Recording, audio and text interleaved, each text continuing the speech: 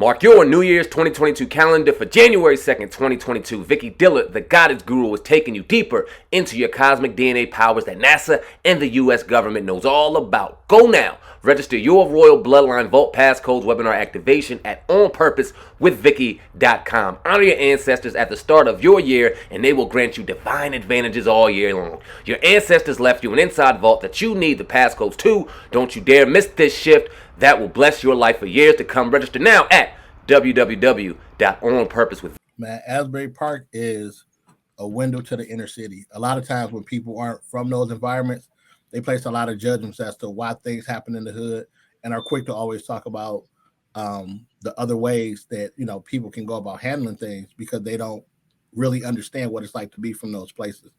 So what I did with Asbury Park is gave you a glimpse of the inner city life.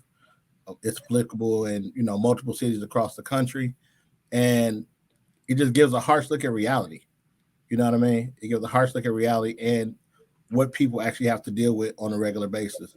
In a lot of like urban films, you see, okay, hood, you see poor, but we actually dig a little bit deeper and don't just say, yeah, they're poor. We actually show you how poor they are. We show you the desperation. We show you the need for survival. So that's what Asbury Park is. So check it out. Stream it out on Tubi. Dope. No doubt. Now, what made you get Fredro for the movie? I was looking for the best man for the job. Right. You know what I'm saying? Like when you look at Fredro's track record, you know, over the last 20 years, you know, he's done a phenomenal job in music and in acting. And so I ain't gonna lie to you, man. I just shot my shot. And I consider myself blessed that he actually came on board the project. Dope. And Fredro, what brought you to the what made you kind of interested in getting into the project? Because you've been in legendary movies, you've been on legendary TV series, and obviously you're a legendary rap star. So what drew you to the project? Yo, it was when I read the script, I was like, yo, this is what we need right now. You know what I'm saying? With all the things that's happening to Black people and you know, the relationship with the police. And it was a great script. I thought it touched on a lot of good things. And I was like, you know what? This is dope. And then it was just independent. And I like to support young Black independent directors and producers coming up, man. So the way he came at me was official. You know what I'm saying? So I was like, all right, cool, let's get it done. And it's a great movie. You know what I'm saying? I think everybody should check it out. All walks of life should check it out because it's definitely speaking directly on what's going on in the hood. You know what I'm saying? So, yeah, Asbury Park, it could be any hood, no matter where you at. You know what I'm saying? It represents all hoods. Yeah. All right, this for either one of you guys could take this question. What were some of the struggles coming up with the movie? And did you run into any, you know, obstacles with COVID and everything like that? And if so, how'd you overcome those? I don't know how you just skip over that. Like COVID was just like a minor speed bump. Like, Real. like, you know what I'm saying? Like COVID was definitely real, man. You know, with it trying to film during a time where nobody knows what's going on in the world was a task in itself, you know, and that's, you know, I take that as a testament to the cast and the crew for even being willing to step out and actually work on the project. So, you know, you got to take chances, man. You know what I'm saying? The COVID is something that you can't see. So it was kind of hard to work under those conditions because you didn't know where it was, who had, what was going on with it. But the set was cool. You know what I'm saying? It was a closed set. It wasn't a lot of people wearing masks. And it was very professional. So in that sense, it worked out perfect because I didn't get it. Right. Yeah. Hey, look, we walked away 100% COVID free. So, hey. That's perfect. Yeah. It's a blessing. Yeah. That's a damn sure blessing. All right. I want to kind of talk about this because the Asbury Park, it pertains to a lot of the relationship between the inner city and the police department and the fractured relationship that we have. And we speak about this a lot on the show, but in the recent events of young Dolph passing away, we've also brought up the conversation of, unfortunately, we got to start holding ourselves accountable too, because we have a lot of rappers and hip hop artists out here that are dying at the hands of people that look just like us and walk just like us. And what can we do to remedy that issue too? Because if we remedy that issue, then maybe we garner enough respect to be able to have a deeper conversation with other people outside of our race. So Fredro, I want to kind of bring this to you. Talk about the current state of hip hop as it stands now with the violence and things like that. And how do you feel about it? It's really, you know, when we came up, hip hop was more about, you know, who could be the best rapper. You know, now it's about who could be the best trapper. You know what I'm saying? Mm.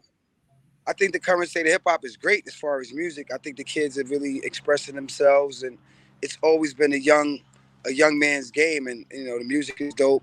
But I just think that hip hop needs to think first and stop and think about what they're doing before they do it, because now it's like every rapper got a gun, every rapper wants to kill somebody, every rapper wants to be they want to swipe, they want to hustle.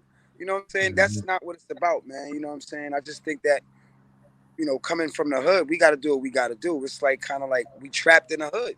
You know what I'm saying? And everybody want to get out. And if somebody got it, like Young Dolph, you mentioned, who definitely had it. He had the way out the hood. He was on his way to being, a great entrepreneur. And, people don't like to see that. The wolves is always out, man. You know what I'm saying? So, you just got to be careful in the hood.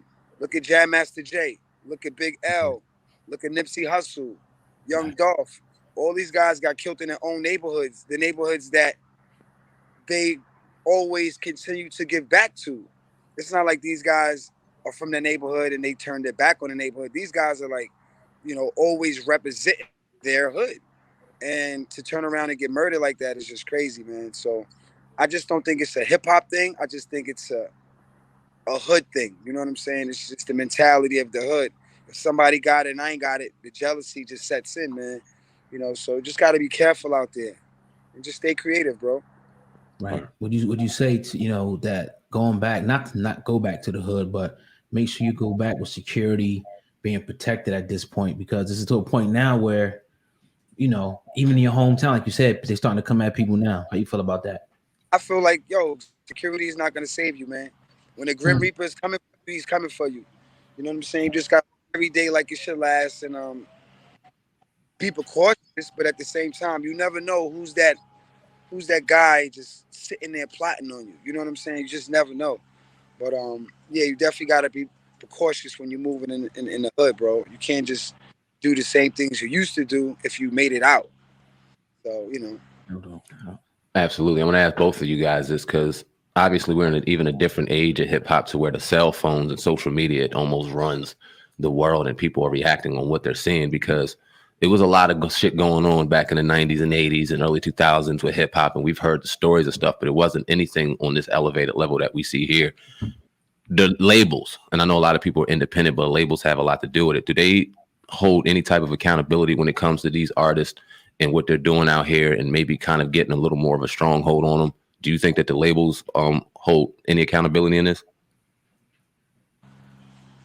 No, I don't think they have anything to do with it. Labels and corporations, they're not in our world. They sit at the desk, they go to their houses in Long Island or the Hollywood Hills.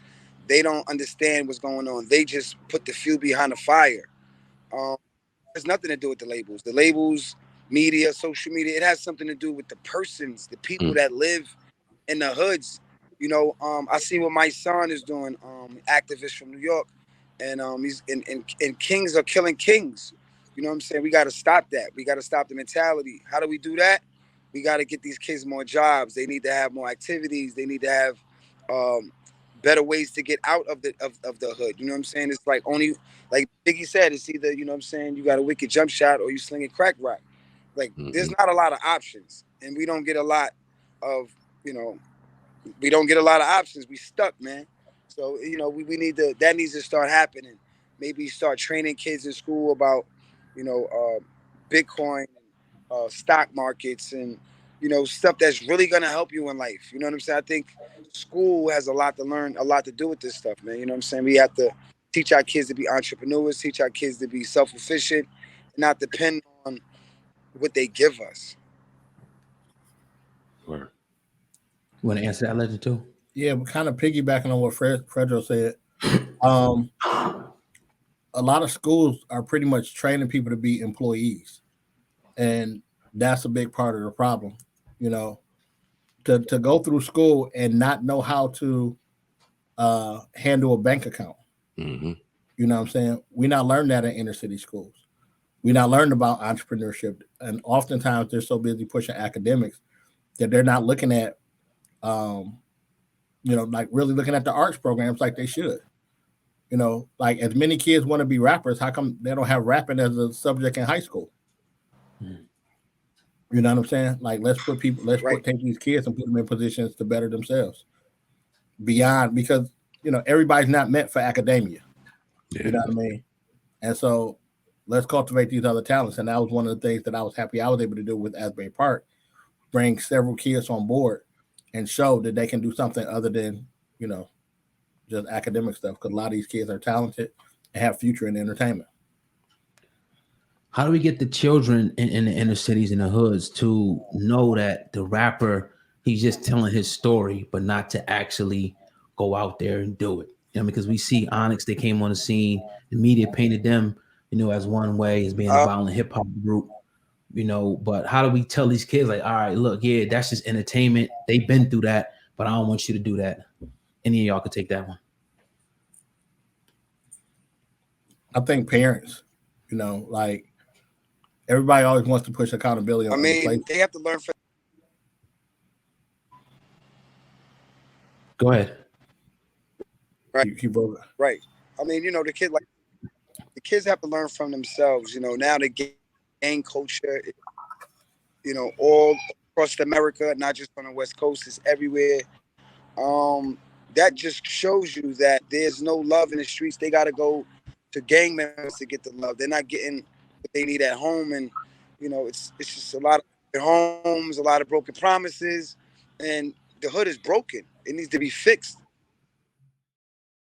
Nigga said, oh God, you the man, Cass. I spit white like a clan mask, and I'm a hustler. I could stand out on the beach and sell sandbags. Some things can't last, but this ain't just a podcast. This is Sam Ant and oh God, Cass. Hip hop uncensored is the vibe, so subscribe. Hip hop uncensored is the vibe, so subscribe.